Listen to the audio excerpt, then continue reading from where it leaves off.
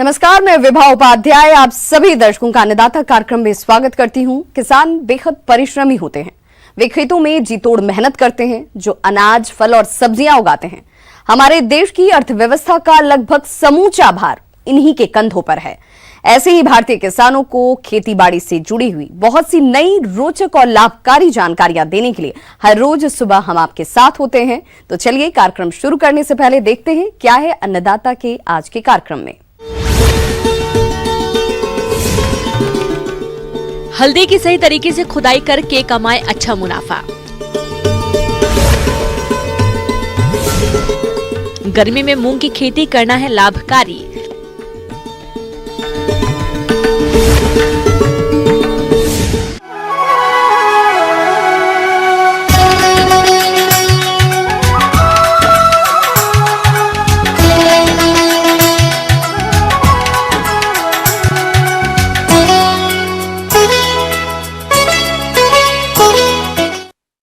मसाला फसलों में हल्दी का अपना एक अलग ही महत्वपूर्ण स्थान है।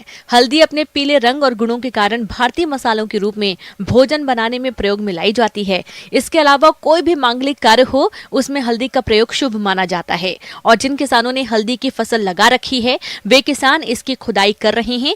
तो आप किस प्रकार से करें हल्दी की खुदाई और प्रोसेसिंग, देखिए हमारी एक खास रिपोर्ट।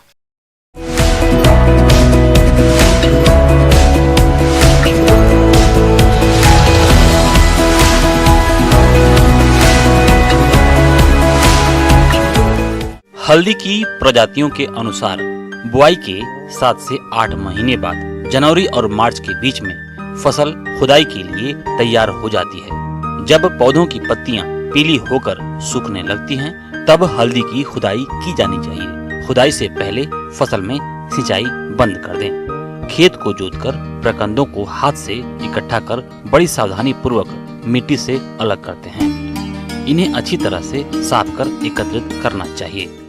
जिन किसान भाइयों ने अभी हल्दी की फसल लगाई है, तो जिन्होंने अभी डिगिंग कर ली है, तो फरवरी से हमें डिगिंग कर लेनी चाहिए, क्योंकि हमारा पूरा पौधा सूख गया होता है। तो अभी हम लोग डिगिंग कर रहे हैं।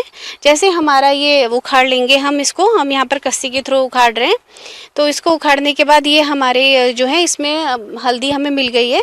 इस हल्दी में हमारे फिंगर्स भी होते हैं और मदर आइजोम्स भी होते हैं।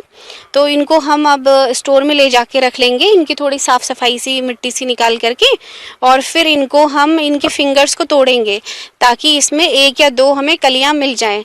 और फिर हम इसको ऐसे ही थोड़े टाइम के लिए शेड में, कहीं पेड़ के नीचे, जहाँ पर आपको सुविधा हो और जहाँ पर आपका एरिया प्रोटेक्टेड हो, तो वहाँ पर आप इसको रख लीजिए। और इसके ऊपर 2-4 बोरियां वगैरह या हल्का सा जो फूस घास वगैरह होती है वो रख दीजिए, ताकि इसका मॉइस्चर लॉस ना हो, क्योंकि ये मॉइस्चर वाली क्रॉप है।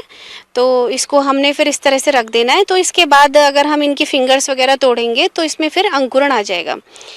हल्दी भंडारण के लिए छायादार जगह पर 1 मीटर चौड़ा, 2 मीटर लंबा और 30 सेंटीमीटर गहरा गड्ढा खोदें। जमीन की सतह पर धान का पुआल या रेत 5 सेंटीमीटर नीचे डाल दें। फिर उस पर हल्दी के प्रकंद रखें। इसी प्रकार रेत की दूसरी सतह बिछाकर हल्दी की तह मुड़ाई करें। गड्ढा भर जाने पर मिट्टी से ढककर गोबर से लीप दें। हल्दी के प्रकंदों को सुखा लेना चाहिए तथा उसके ऊपर की गंदगी साफ करके कड़ाहे में उबलने के लिए डालें। फिर उसे कड़ाहे में चूने के पानी या सोडियम बाइकार्बोनेट के पानी में घोल लें। उसे 45 से 60 मिनट तक उबालें। जब सफेद झाग आने लगे तथा उसमें से जब विचित्र महक आने लगती है, तब उसे अलग से पृथक करें। उबली हुई हल्दी को बांस की चटाई पर सुखाएं। 10 से 15 दिन पूर्णतया सूख जाने से ड्रायर के 60 डिग्री सेंटीग्रेड पर सुखाते हैं। तो जैसे ही हमारा अंकुरण स्टार्ट हो जाता है, हम अपना खेत तैयार करके फिर से अपनी फसल को आगे के लिए लगा सकते हैं। और जितना हम अप्रैल ऑनवर्ड्स अच्छे से लगाएंगे, उतना हमारे लिए अच्छा है, ताकि हमें अच्छी पैदावार हो। क्योंकि दिसंबर से तो हमारी क्रॉप ऐसे ही सूख जाती है, उस समय काफ़ी ठंडा होता है और ये जो हल्दी है ये ठंड सहन नहीं कर पाती, तो ये सूख जाती है। तो हमारा अच्छा फोटोसिंथेसिस हो जाएगा तब तक, और हमें अच्छी पैदावार मिल जाएगी। बिल्कुल, अगर आपका निकल गया है बीज और अंकुरण हो गया है, तो आप लगा सकते हो। अभी हमारी जो यूनिवर्सिटी की रिकमेंडेड फसल है यहाँ हल्दी की, वो हिसार कंचन है। ये हमारे क्षेत्रीय अनुसंधान केंद्र यहाँ पर अवेलेबल है, इसको हम सेल भी करेंगे। तो इसे हम जो इन किसान भाइयों को चाहिए, ऑलरेडी हमारे पास काफ़ी रिक्वायरमेंट आ चुकी है, हम इसको सेल करेंगे और आगे के लिए बीज भी बनाएंगे। किसान भाइयों, अभी तक आपने खेती से जुड़ी हुई बहुत सारी उपयोगी जानकारियां देखी।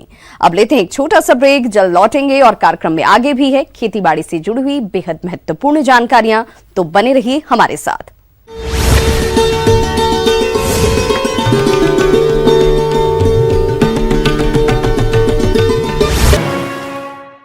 ब्रेक के बाद आप सभी दर्शकों का अन्नदाता में एक बार फिर से स्वागत है। चलिए रुक करते हैं अपनी अगली कड़ी की ओर।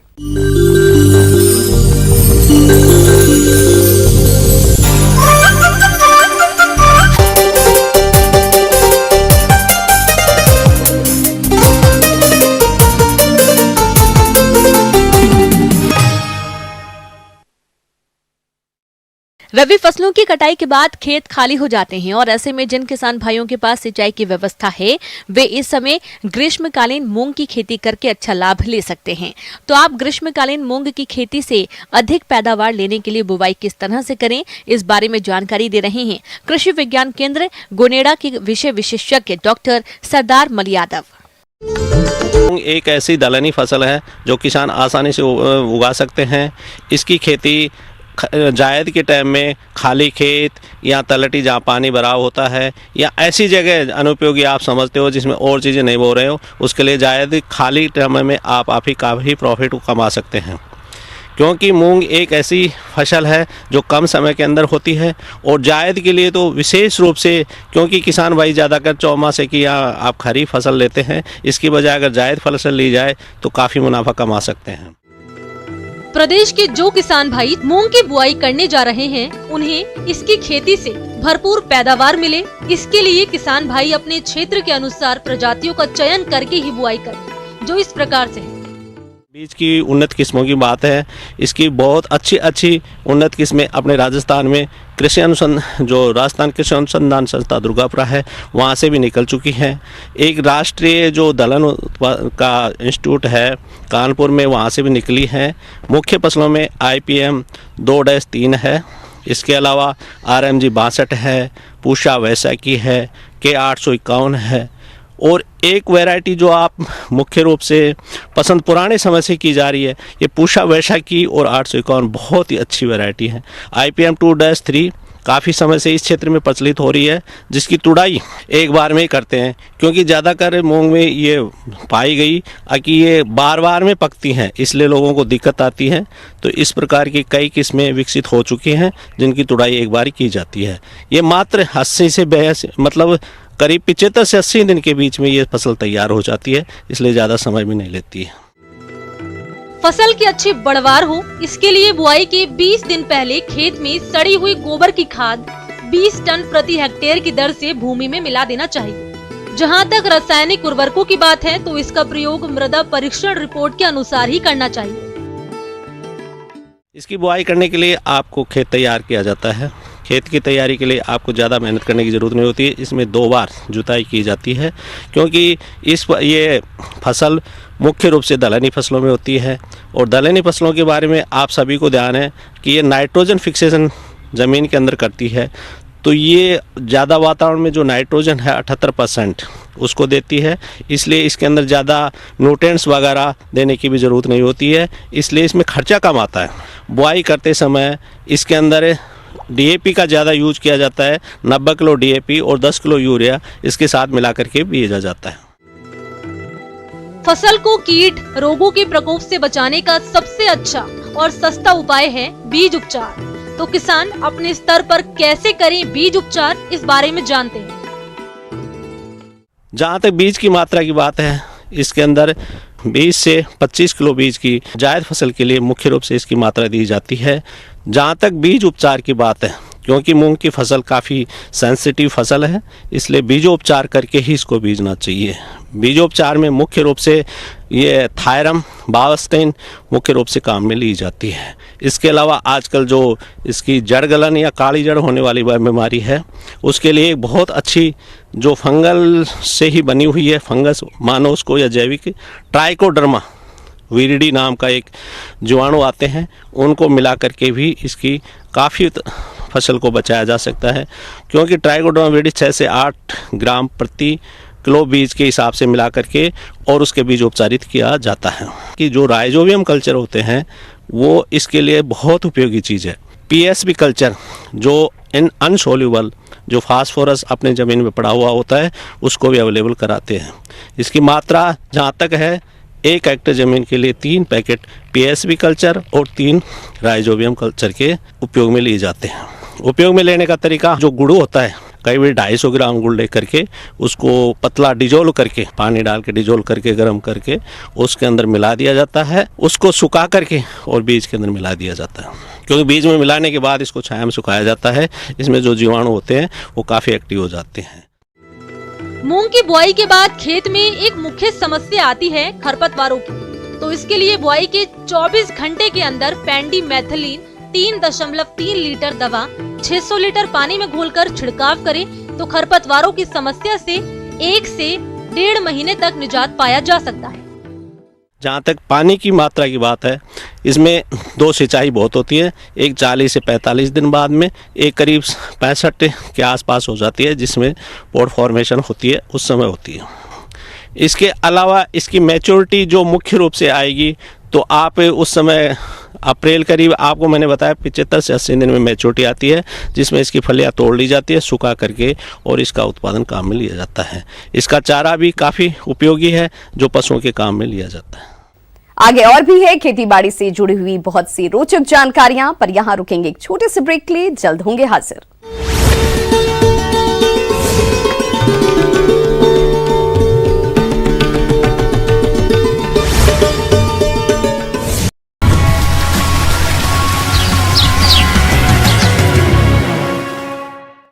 ब्रेक के बाद एक बार फिर से आप सभी दर्शकों का अन्नदाता कार्यक्रम में स्वागत है। बढ़ते हैं अपने अगली प्रस्तुति की ओर।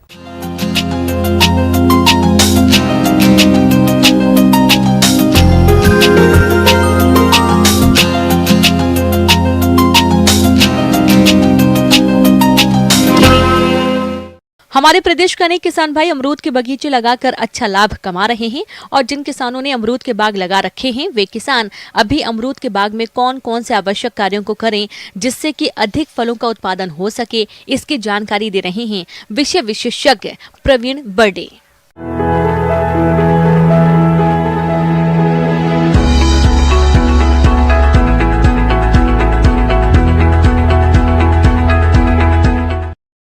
अमरूद में इस समय क्या क्या कार्य किए जाए जिससे कि उसमें जो अपने ठंड में जो रंग बहार के फल है वो अच्छे से मिल सके, इसके लिए हमें अभी से यदि सावधानियां रखते हैं और ये वैज्ञानिक क्रिया यदि अपन समय पे करते रहे तो अच्छे उत्पादन के साथ में अच्छी गुणवत्ता के फल प्राप्त कर सकते हैं।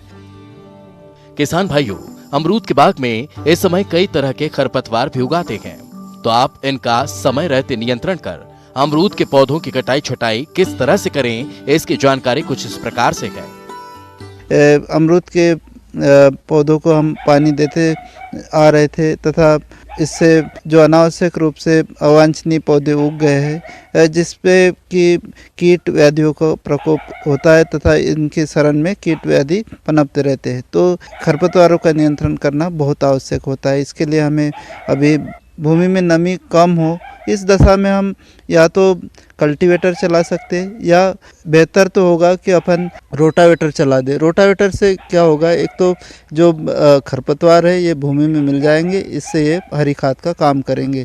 किसान भाइयों, इसके बाद में आता है कि जैसे खरपतवार नियंत्रण हो गया, उसके बाद में हमें जो पौधे हैं उसे उसमें थाले बना देना चाहिए। अमरूद एक ऐसा फल है जिसमें हल्की यदि कटाई छटाई की जाती है तो उसमें फलों की गुणवत्ता तथा पुष्पन ज़्यादा मात्रा में होता है, इसलिए हमें हो सके यदि बड़े आकार के पौधे हैं अमरूद के, तो हमें प्रतिवर्ष हल्की हल्की कटाई छटाई कर दे। जो रोगग्रस्त है या कहीं से कोई डाली टूटी हुई है, इसे हमें काट के अलग कर देना चाहिए। किसान भाइयों, इसके बाद में जैसे हम कटाई छटाई करें, इस बात का विशेष ध्यान रखें कि हम बोर्ड पेस्ट या बोर्ड मिश्रण का छिड़काव जरूर करें, जिससे कि फफूंद जनित बीमारियों का प्रकोप उस पर नहीं हो, फूलों की मात्रा अधिक आए और उसकी जो गुणवत्ता है अच्छी आए। किसान भाइयों, अमरूद के बाग से मृग बहार में गुणवत्ता युक्त अधिक फलों की प्राप्ति के लिए इस समय बगीचे में बाहर नियंत्रण के लिए क्या करें, आइए जान लेते हैं। अमरूद बारहमासी पौधा होता है, जो कि 3 ऋतुओं में अम्बे, मृग और हस्तबहार में फल देता है। तो हमें मृग बहार के ही फल लेना है, तो इसके लिए हमें इस समय सिंचाई रोक देना चाहिए, चूँकि पौधा सुसुप्त अवस्था में होता है इस समय गर्मी में। तो इसमें यदि सिंचाई रोक देते हैं तो फूल और वानस्पतिक वृद्धि नहीं होती है और पौधा फूड मटेरियल इकट्ठा कर देता है, तथा जब जून जुलाई के महीने में फ्लावरिंग आती है, उसके फलों की गुणवत्ता अच्छी होती है। इसके लिए हमें सिंचाई रोक देना चाहिए। और साथ में यदि फ्लावरिंग की स्टेज पे हम 2% से 5% यूरिया के घोल प्रति लीटर पानी में मिला के यदि छिड़काव करते हैं, तो उससे ये जो फूल है ये झड़ जाते हैं और फल नहीं बन पाते हैं। तो इससे जो हमें बरसात में जो फल आते हैं वो उसका नियंत्रण हो जाता है। किसान भाइयों, अमरूद के बाग को कुछ कीटों द्वारा अधिक नुकसान पहुंचाया जाता है, तो आप इनकी पहचान कर नियंत्रण कैसे करें, इसकी जानकारी कुछ इस प्रकार से है। किसान भाई, इसके बाद में आता है अमरूद के रोग और कीड़े।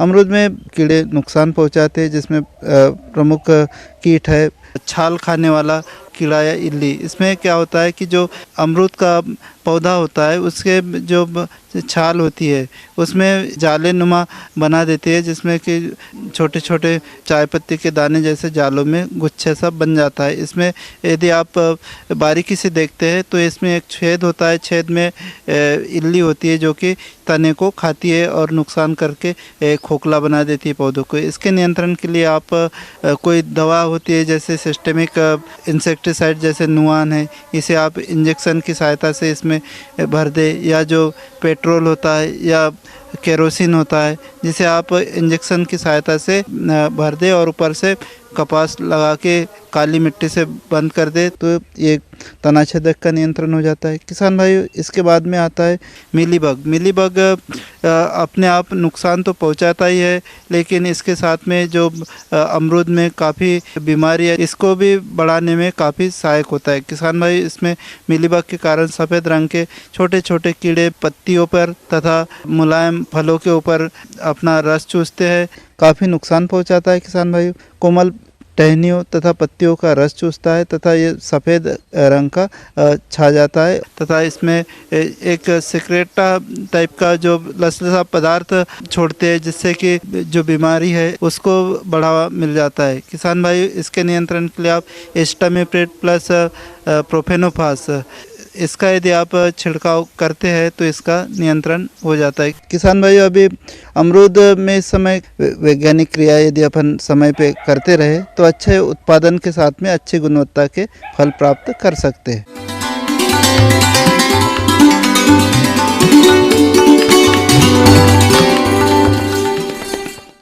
अन्नदाता हेल्पलाइन निशुल्क फोन संपर्क सेवा के माध्यम से आपके द्वारा पूछे गए प्रश्नों में से 1 या 2 महत्वपूर्ण प्रश्न को हम अपने कार्यक्रम में शामिल करते हैं और इसी के तहत आज का चयनित प्रश्न और उसका जवाब इस प्रकार है।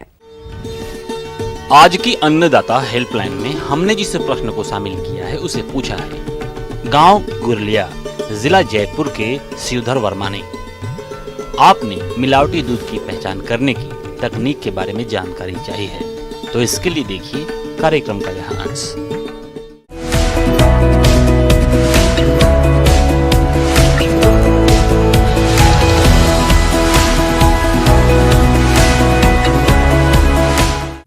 कहीं आपके घर में लाया जाने वाला दूध मिलावटी तो नहीं? कहीं आप मिलावटी दूध तो नहीं पी रहे? जिसे आप दूध समझ रहे हैं, कहीं वो जहर तो नहीं? बिना गाय भैंस के देश में बह रही दूध की नदियां, क्या आपके स्वास्थ्य पर मंडरा रहा है मिलावटी दूध का खतरा? अब डरने की जरूरत नहीं, महज कुछ मिनटों में कर सकते हैं मिलावटी दूध की पहचान। सेहत के लिए सबसे अच्छा आहार माने जाने वाले सफेद दूध में मिलावट का काला कारोबार हो रहा है। मांग ज्यादा और उत्पादन कम होने से मिलावट के मामले काफी बढ़ गए हैं। मिलावटी दूध उपभोक्ताओं की जेब पर डाका डालने के साथ साथ स्वास्थ्य पर भी विपरीत असर डाल रहा है। दूध को सफेद और गाढ़ा बनाने के लिए आजकल साबुन, डिटर्जेंट और बेहद हानिकारक केमिकल्स का प्रयोग हो रहा है। सबसे बड़ी बात यह है कि इस मिलावटी दूध और असली दूध में फर्क समझ पाना आपके लिए बेहद मुश्किल है और इस तरह से बनाया जाने वाला नकली दूध आपकी सेहत को बुरी तरह से प्रभावित कर सकता है। दूध में मिलावट की पहचान करने के लिए पहले से भी हमारे पास तरीके मौजूद थे, पर उन तरीकों में कुछ समय लगता था जिसके कारण उनका पूरी तरह से इस्तेमाल नहीं किया जा रहा था। तो इसी को ध्यान रखते हुए NDRI ने बीते दिनों में एक शोध के अनुसार, जो कि एक ministry of food processing and industry का एक फंडेड प्रोजेक्ट था, उसमें हमने पेपर स्ट्रिप पे आधारित टेस्ट विकसित किए हैं। ये टेस्ट लगभग 2 से 7 मिनट तक की में करने का टाइम लगता है और उसी टाइम पे हमें पता चल जाता है कि दूध मिलावटी है या नहीं है। ये टेस्ट लगभग 6 से 7 तरह की मिलावट के दूध में मिलावट की पहचान कर सकता है। दूध में जो मिलावट है, जैसे हम जानते हैं कि यूरिया लोग दूध में डालते हैं उसका SNF बढ़ाने के लिए, इसी तरह न्यूट्रलाइज़र डाला जाता है ताकि दूध के खट्टेपन को मिटाया जा सके। इसी तरह हाइड्रोजन पेरोक्साइड डाला जाता है ताकि दूध खराब ना हो और उसमें रेफ्रिजरेशन की ज़रूरत ना पड़े। दूध में माल्टोडेक्स्ट्रिन मिलाया जाता है, दूध में सुक्रोज मिलाया जाता है, दूध में ग्लूकोज मिलाया जाता है, दूध में सॉल्ट मिलाया जाता है। ये सब डालने का उद्देश्य यही है कि दूध को रख रखाव लंबे समय तक किया जा सके बिना रेफ्रिजरेशन के, और दूध में पानी डाला जा सके और SNF की मात्रा को मेंटेन किया जा सके। तो हमने इन सब जो तत्व मैंने नाम लिए हैं, इन सब की पहचान करने के लिए पेपर स्ट्रिप आधारित टेस्ट डेवलप किए हैं। ये टेस्ट करने में बहुत आसान है। आपने दूध में स्ट्रिप को डुबोना है और उसको निकालना है। उसी टाइम पे पता चल जाता है कि दूध में मिलावट है या नहीं है, पर कुछ में 2 से 4 मिनट या 7 मिनट तक का समय लगता है। इसके अलावा हमने एक और टेस्ट डेवलप किया है जो कि पेपर स्ट्रिप आधारित नहीं है, जो कि एक लिक्विड बेस्ड टेस्ट है, और इस टेस्ट में डिटर्जेंट की पहचान की जाती है।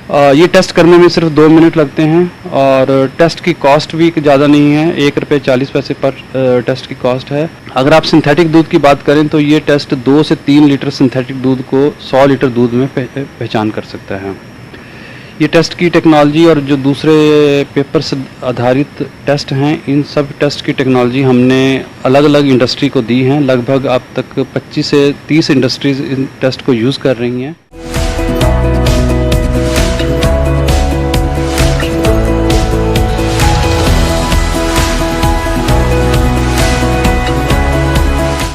आइए अब एक नजर डालते हैं राज्य के कुछ चुनी हुई मंडियों के प्रमुख फसलों के बाजार भाव पर।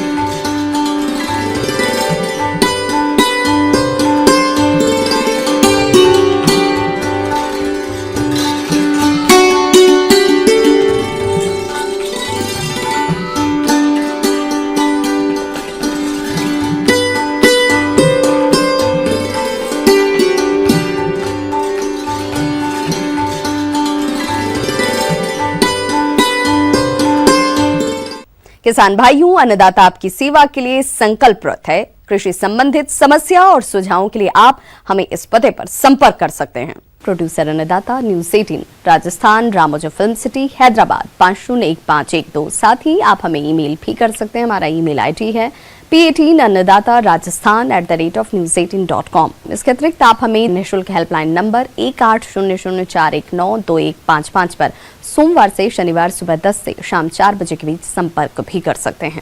किसान भाइयों, अब समय हो रहा है आपसे विदा लेने का, तो हमारी अन्नदाता टीम को दीजिए इजाजत। कल फिर से होगी आपसे मुलाकात कृषि संबंधित कुछ और महत्वपूर्ण जानकारियों के साथ। नमस्कार।